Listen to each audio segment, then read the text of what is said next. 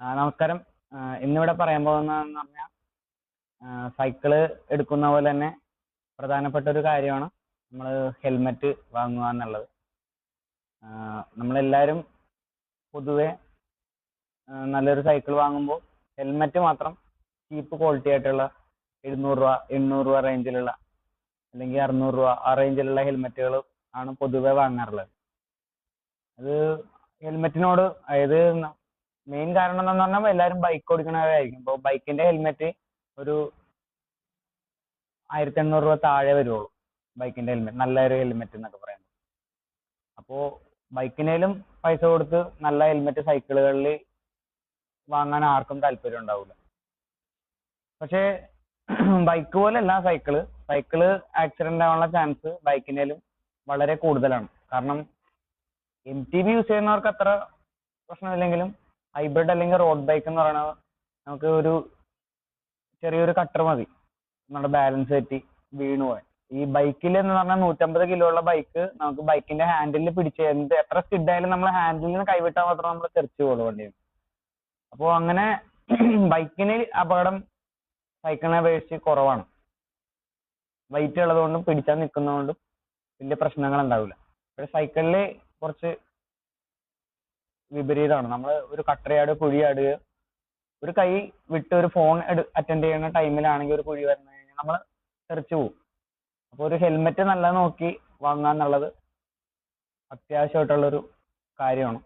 അത് ഇനി പുതിയ അതായത് കുറഞ്ഞ ഹെൽമെറ്റുകൾ വാങ്ങുന്നവർക്ക് വേണ്ടിയുള്ളതാണ്. അതിന്റെ കാര്യം എന്ന് പറഞ്ഞാൽ നമ്മളിപ്പോൾ ഒരു 20,000 രൂപയുടെ സൈക്കിൾ വാങ്ങിച്ചു കഴിഞ്ഞാൽ ഹെൽമെറ്റ് പിന്നീട് വാങ്ങാമെന്ന് പറയും, അല്ലെങ്കിൽ ഓൺലൈനിൽ വാങ്ങാമെന്ന് പറയും. ഓൺലൈനൊക്കെ വാങ്ങുമ്പോഴെന്ന് പറഞ്ഞാൽ നമ്മുടെ കറക്റ്റ് സൈസ് ആയിരിക്കണം എന്നില്ല. ഹെൽമെറ്റ് നമുക്ക് സൈസ് സെലക്ട് ചെയ്യാന്ന് പറഞ്ഞാൽ ഒരു ടേപ്പ് എടുത്ത് നമുക്ക് മെഷർമെന്റ് ചെയ്യാന്നുള്ളൂ. ഇങ്ങനെ ടേപ്പ് എടുത്ത് മെഷർ ചെയ്ത് കഴിഞ്ഞാൽ നമുക്കറിയാൻ പറ്റും. സോറി, സെന്റിമീറ്റർ നോക്കണം കേട്ടോ.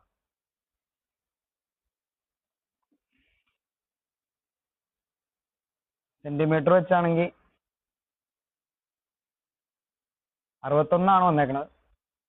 അപ്പോൾ ഒരു 57-നും 61-നും ഇടക്ക് ഉള്ള സൈസ് സെലക്ട് ചെയ്യണം. ഇപ്പൊ ഇവിടെ പുറകിൽ മുടി വന്നുകൊണ്ട് ആ ഒരു ഗ്യാപ്പ് കൂടി വരും. അപ്പോൾ ഞാൻ മെഷർ ചെയ്യുമ്പോൾ കറക്റ്റായിട്ട് നമ്മൾ മെഷർ ചെയ്യുക. അപ്പോൾ സൈസ് ഹെൽമെറ്റിൽ തന്നെ എഴുതിയിട്ടുണ്ടാവും. നമുക്ക് ഇവിടെ അകത്തായിട്ട് സൈസ് സെന്റിമീറ്ററിൽ എഴുതിയിട്ടുണ്ടാവും 57 തൊട്ട് 62 അങ്ങനെ രീതിയിൽ. ഇപ്പോൾ ഇതിന്റെ ഏകദേശം എൻ്റെ സൈസാണ്, എന്നാൽ കറക്റ്റ് സൈസ് അല്ല. അപ്പോൾ അങ്ങനെ കറക്റ്റായിട്ട് നോക്കിയെടുക്കുക. നമ്മളൊരു ഹെൽമെറ്റ് വാങ്ങുമ്പോൾ ശ്രദ്ധിക്കേണ്ട മെയിൻ ആയിട്ടുള്ള കാര്യം എന്ന് പറഞ്ഞാൽ അതിന്റെ വെയിറ്റ് ആണ്. പിന്നെ വെയിറ്റ് മാത്രമല്ല, അതിന്റെ വെന്റിലേഷൻസ് ഒക്കെ എന്തോരം ഉണ്ടെന്നുള്ളത് നോക്കുക. ഇത് വെന്റിലേഷൻസ് കുറച്ച് കൂടിയ മോഡലാണ്. അതായത് ഹോള് കൂടുന്തോറും നമുക്ക് കംഫോർട്ടും അതിന്റെ സ്ട്രെങ്ത്തും കൂടും. ഇപ്പൊ നമ്മൾ ആക്സിഡന്റിൽ ഒന്ന് വീണ് കഴിഞ്ഞാൽ ഇത് മാത്രമേ പൊട്ടുള്ളൂ, തലക്കൊന്നും പറ്റില്ല. അപ്പോൾ കുറച്ച് സ്ട്രെങ്ത് കൂടുതലാക്കി ഹോള് കൂടിയതിന് വെന്റിലേഷൻസ് കൂടിയതിന് സ്ട്രെങ്ത് കൂടുതലായിരിക്കും. പിന്നെ മേടിക്കുമ്പോൾ ഫുള്ള് ബാക്ക് വശം എല്ലായിടത്തും ഹോളുള്ള ടൈപ്പ് വാങ്ങിക്കുക. അതാകുമ്പോൾ കുറേ നേരം നമ്മളൊരു 50 കിലോമീറ്റർ ഒക്കെ കഴിഞ്ഞാലും നമുക്ക് തലയിൽ ഹെൽമെറ്റ് ഇരിക്കുന്നതായിട്ട് ഒരു തോന്നൽ ഉണ്ടാവില്ല. അപ്പോൾ അങ്ങനെയുള്ള വെന്റിലേഷൻസ് കൂടുതലുള്ള ടൈപ്പ് ഹെൽമെറ്റ് വാങ്ങിക്കുക. പിന്നീട് രണ്ടാമത് ശ്രദ്ധിക്കേണ്ട ഒരു കാര്യം എന്ന് പറഞ്ഞാൽ ഇതിൽ ഈ റീടെൻഷൻ സിസ്റ്റം ഉണ്ടെന്നുള്ളത് ചെക്ക് ചെയ്യുക. ഈ റീടെൻഷൻ എന്ന് പറഞ്ഞാൽ നമുക്ക് ഒരു ഇതുണ്ടാവും. ഇത് നമുക്ക് നമ്മുടെ സൈസിനനുസരിച്ച് ഇത് വലുതാക്കുകയോ ചെറുതാക്കുകയോ ചെയ്യാം. ഇവിടെ ഒരു ഇതുണ്ടാവും. ഇത് പല ടൈപ്പ് ഉണ്ട്, പല ഹെൽമെറ്റിലും പല ടൈപ്പാണ് വരുന്നത്. അപ്പോൾ നമ്മളിങ്ങനെ തലയിൽ കറക്റ്റായിട്ട് വെക്കുക. വെച്ച് കഴിഞ്ഞിട്ട് ഇവിടെ തിരിച്ചു കഴിഞ്ഞാൽ കറക്റ്റായിട്ട് ഇരിക്കും. ടൈറ്റ് ആയി കഴിഞ്ഞാൽ പിന്നെ തല താത്തി കഴിഞ്ഞാൽ ഇത് പോവില്ല. അങ്ങനെയാണ് ഇത് ചെക്ക് ചെയ്യേണ്ടത്. ബെൽറ്റ് ഇടാതെ തന്നെ ചെക്ക് ചെയ്യുക. Bye bye.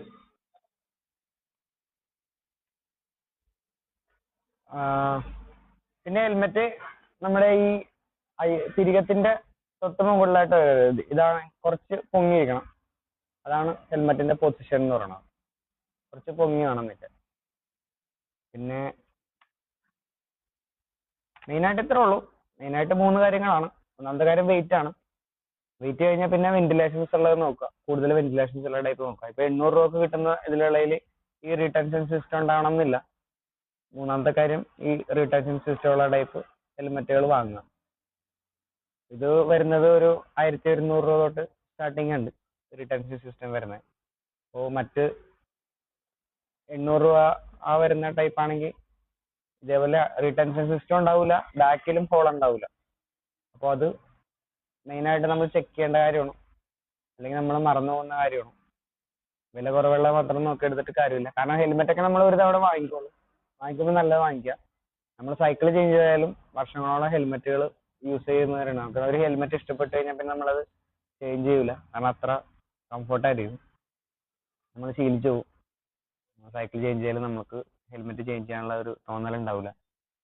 അപ്പോൾ വാങ്ങിക്കുമ്പോൾ നല്ല ഹെൽമെറ്റ് നമുക്ക് വാങ്ങിക്കാം. Okay, thank you.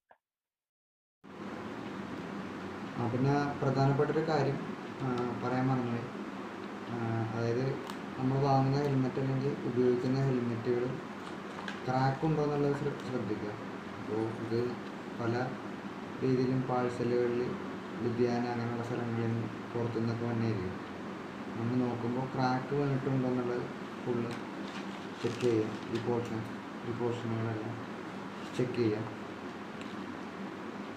പിന്നീട് നമ്മൾ യൂസ് ചെയ്ത ഹെൽമെറ്റുകളാണെങ്കിലും പിന്നീട് ഇപ്പോൾ ഒരു ആക്സിഡൻറ്റിലോ അല്ലെങ്കിൽ എങ്ങനെയെങ്കിലും ക്രാക്കുകൾ വീഴാനുള്ള ചാൻസ് ഉണ്ട്. അതായത് ഇപ്പോൾ നിലത്ത് വീണ് വല്ല ആരെങ്കിലും വന്ന് ഇരിക്കുകയോ അങ്ങനെയൊക്കെ ചെയ്ത് കഴിഞ്ഞ് ക്രാക്ക് വീണ ഹെൽമെറ്റുകൾ നമ്മൾ രണ്ടാമത് റൈഡിന് പോകുമ്പോൾ ഹെൽമെറ്റ് യൂസ് ചെയ്യരുത്. ക്രാക്ക് വീഴുന്ന അനുസരിച്ച് ഇതിൻ്റെ ആ ഒരു ബലത്തിനുള്ള വ്യത്യാസം വരും. അതാണ് മെയിനായിട്ടുള്ളൊരു കാര്യം പറയാൻ പറ്റുന്നത്. ക്രാക്ക് വീഴുന്നതോറും ഇതിൻ്റെ പവർ ക്വാളിറ്റി നഷ്ടപ്പെടും. പിന്നെ മെയിനായിട്ടുള്ളൊരു കാര്യം എന്ന് പറഞ്ഞാൽ നമ്മൾ ഹെൽമെറ്റുകളിൽ ഇവിടെ ബാക്കിൽ ലൈറ്റുള്ള ടൈപ്പ് ബ്ലിങ്കറുകളുള്ള ടൈപ്പും വരുന്നുണ്ട്. അപ്പോൾ അത് വരുന്നത് ഒരു 2500 മേലെയുള്ള ഹെൽമെറ്റുകളിലാണ്. പിന്നെ നമുക്ക് തന്നെ ഇപ്പോൾ കുറഞ്ഞ ഹെൽമെറ്റ് വാങ്ങിച്ചു കഴിഞ്ഞാൽ, അല്ലെങ്കിൽ ഈ ടൈപ്പ് ഇപ്പോൾ ഇതൊരു നോർമൽ ഹെൽമെറ്റാണ്, ഇതൊരു 1200 രൂപ റേഞ്ച് റാലിയുടെ ഒരു ഹെൽമെറ്റാണ്. ഈ ഹെൽമെറ്റിൽ നമുക്ക് ബ്ലിങ്കർ സെറ്റ് ചെയ്യാമെന്നുള്ളൂ. ഞാൻ സെറ്റ് ചെയ്താണ് അത്, പക്ഷേ പോയി. പിന്നീട് വേറെ ഓപ്ഷൻ എന്ന് പറഞ്ഞാൽ നമുക്ക് റിഫ്ലക്ടറുകൾ സെറ്റ് ചെയ്യാം. നമ്മൾ എപ്പോഴും ബ്ലിങ്കർ എടുക്കണമെന്നില്ല. ഇപ്പോൾ റീചാർജബിൾ ബ്ലിങ്കറാണെങ്കിൽ നമ്മളെപ്പോഴും വീട്ടിൽ ചാർജ് ചെയ്യാനിടും. അതേസമയം ഇപ്പോൾ സൈക്കിൾ ഇതേപോലെ നമ്മൾ വീട്ടിലാണ് അകത്താണ് വെക്കുന്നതെങ്കിൽ നമുക്ക് സൈക്കിളിൽ നിന്നൊന്നും ഊരേണ്ടതായിട്ട് ആവശ്യമില്ല. അപ്പോൾ റിഫ്ലക്ടറുകൾ കൂടുതലും നൈറ്റാണ് റൈഡ് ചെയ്യുന്നതെങ്കിൽ നമുക്ക് ഇതുപോലെ റിഫ്ലക്ടറുകൾ, അതായത് നമ്പർ പ്ലേറ്റ് അടിക്കുന്ന സ്ഥലങ്ങളിൽ പോയി കഴിഞ്ഞാൽ അവർ വേസ്റ്റായിട്ട് കളയുന്ന നമ്പർ പ്ലേറ്റിൽ വേണ്ട സ്റ്റിക്കർ എന്ന് പറഞ്ഞാൽ വൈറ്റും യെല്ലോയും ആണ്. ടാക്സിക്ക് യെല്ലോയും വേണം, നമ്മൾ നോർമൽ ബൈക്കുകൾക്ക് വൈറ്റും വേണം. അപ്പോൾ അവർ കട്ട് ചെയ്ത് കളയുന്ന ആ വേസ്റ്റ് ഉപയോഗിച്ച് തന്നെ നമുക്ക് ബാക്കിൽ റിഫ്ലക്ടറുകൾ അടിക്കാനാണ്. ഇതിപ്പോൾ നിങ്ങൾക്ക് ഇങ്ങനെ കാണുമ്പോൾ ഒന്നും തോന്നില്ല, പക്ഷെ നമ്മളൊരു ഇരുട്ടത്ത് സൈക്കിളിൽ പോകണമെങ്കിൽ ഇത് ഭയങ്കര ലൈറ്റ് പോലെ തന്നെ LED ബൾബിൻ്റെ ഒരു ഇതിൽ തന്നെ പ്രൊജക്റ്റ് ചെയ്യും. അത്രയ്ക്ക് ഇതാണ്. ഞാൻ അത് വേറൊരു വീഡിയോ എടുത്ത് കാണിച്ചു തരാം. നമ്മളിപ്പോൾ കുറേ എല്ലാ ഹെൽമെറ്റിലും നമ്മളിങ്ങനെ ഇതൊട്ടിക്കും. കാരണം നമ്മൾ ബ്ലിങ്കർ എപ്പോഴാണെങ്കിലും ചിലപ്പോൾ ബാറ്ററി ഡെഡായി പോവുകയോ അങ്ങനെ ചെയ്യാം. അപ്പോൾ ഇരുട്ടത്ത് നമ്മളൊരു ബ്ലാക്ക് ടീഷർട്ടോ അല്ലെങ്കിൽ നല്ല ഇരുട്ടുള്ള സ്ഥലങ്ങളിലാണെങ്കിൽ പുറകിൽ നിന്നുള്ള വണ്ടിക്ക് നമുക്ക് കാണണമെന്നില്ല. സൈക്കിളിൽ നമുക്ക് എപ്പോഴും റിഫ്ലക്ടർ അടിക്കാനുള്ള ഓപ്ഷൻസ് ഉണ്ടാവില്ല. സൈക്കിളിൻ്റെ പെയിൻറ്റ് അല്ലെങ്കിൽ ആ ഭംഗി നഷ്ടപ്പെടാതിരിക്കാൻ നമ്മൾ നോർമലി സൈക്കിളൊന്നും ചെയ്യില്ല. ഹെൽമെറ്റിന് അങ്ങനെയല്ല. ഹെൽമെറ്റ് നമുക്ക് ഇതേപോലെ റിഫ്ലക്ടറുകൾ അടിച്ച് കഴിയുമ്പോൾ സേഫ്റ്റിയാണ്. ഫ്രണ്ടിൽ വൃത്തികേടുണ്ടല്ലോ, ഫ്രണ്ടിൽ നിന്നായിരിക്കും നമ്മളിപ്പോൾ ഫോട്ടോ എടുക്കണമെങ്കിൽ തന്നെ ഫ്രണ്ട് എപ്പോഴും നീറ്റായിട്ട് യൂസ് ചെയ്തതാണ്. ബാക്കിൽ ആ ബ്ലാക്ക് ടെർമോക്കോൾ വരുന്ന പോർഷൻ മാത്രം നമ്മൾ എപ്പോഴും റിഫ്ലക്ടറുകൾ അടിക്കും. അപ്പോൾ പറഞ്ഞത്രേ ഉള്ളൂ. നമ്മൾ എത്ര ഷോർട്ട് റൈഡാണെങ്കിലും ഒരു ഹെൽമെറ്റ് യൂസ് ചെയ്യുക. ബിഗിനേഴ്സ് വീഡിയോ കാണുന്നവരെല്ലാവരും ഇപ്പോൾ ഹെൽമെറ്റ് ഇല്ലാതെ ചവിട്ടുന്നവരുണ്ടാവും. അവരൊക്കെ ആണെങ്കിൽ തന്നെ ആദ്യം തന്നെ സൈക്കിൾ വാങ്ങിക്കഴിഞ്ഞാൽ നമുക്ക് യാത്ര പോകുന്നതിന് മുമ്പ് ലോങ് ഡിസ്റ്റൻസ് ഒക്കെ ചവിട്ടി തുടങ്ങുന്നതിന് മുമ്പ് ആദ്യം വേണ്ടത് നല്ലൊരു ഹെൽമെറ്റാണ്. ഹെൽമെറ്റ്, ഗ്ലൗസ്, അങ്ങനെയുള്ള കാര്യങ്ങളൊക്കെ, സേഫ്റ്റി ആയിട്ടുള്ള കാര്യങ്ങളൊക്കെ ആദ്യമേ തന്നെ വാങ്ങുക. അപ്പോൾ എല്ലാവരും ഹെൽമെറ്റ് യൂസ് ചെയ്യുക. നമുക്ക് അനുഭവങ്ങളിൽ നിന്ന് മാത്രമേ പറയാൻ പറ്റുള്ളൂ, പറയാൻ മാത്രമേ പറ്റുള്ളൂ. ഹെൽമെറ്റ് മേടിച്ച് നിങ്ങൾക്ക് എല്ലാവർക്കും ഓരോരുത്തർക്ക് തരാൻ പറ്റില്ല. അപ്പോൾ റൈഡ് ചെയ്യുന്നവർ ഹെൽമെറ്റ് യൂസ് ചെയ്ത് റൈഡ് ചെയ്യുക. എപ്പോഴും സേഫായിട്ടുള്ള റൈഡ് കാണുക. പിന്നെ നമ്മൾ സോഷ്യൽ മീഡിയകളിലൊക്കെ സൈക്ലിംഗ് ചെയ്യുന്ന വീഡിയോസോ അല്ലെങ്കിൽ യൂട്യൂബുകളിലോ, അപ്പോൾ ഞാൻ മാത്രമല്ല യൂട്യൂബിൽ ഇങ്ങനെ സൈക്കിളിൻ്റെ ഇതൊക്കെ ചെയ്യുന്നവർ പലരും ഉണ്ട്. പുതിയതായിട്ട് ഓരോരുത്തരും വരുന്നുണ്ട്, സന്തോഷമുള്ളൂ. അപ്പോൾ അങ്ങനെയുള്ളവർ ഈ വീഡിയോ കാണുന്നുണ്ടെങ്കിൽ അവർ, നമ്മളിപ്പോൾ സെൽഫി എടുത്താണെങ്കിൽ വീഡിയോ ഇടുമ്പോൾ നമ്മൾ ഹെൽമെറ്റ് യൂസ് ചെയ്തിട്ട് വീഡിയോ എടുക്കുക. കാരണം നമ്മളെ കണ്ടാണ് നമ്മുടെ യങ്സ്റ്റേഴ്സായിട്ടുള്ള പിള്ളേർ വന്നത്. അപ്പോൾ നമ്മളിപ്പോൾ ഹെൽമെറ്റ് ഇല്ലാതെ റൈഡ് ചെയ്താൽ അയാൾ അത്ര വലിയ റൈഡർ ഹെൽമെറ്റ് ഇല്ലാതെയാണ് റൈഡ് ചെയ്യുന്നത്, പിന്നെ എനിക്കിതിന് ഹെൽമെറ്റ്, അങ്ങനെയുള്ളൊരു ചിന്ത വരും. അപ്പോൾ ഞാൻ കഴിഞ്ഞ ദിവസം ഒരു അതിരപ്പള്ളി പോയ 2 പിള്ളേരുടെ ഒരു വീഡിയോ കണ്ടതാണ്. അവരെന്ന് പറഞ്ഞാൽ നല്ല അത്യാവശ്യം നല്ല സബ്സ്ക്രൈബേഴ്സ് ഉള്ളവരാണ്.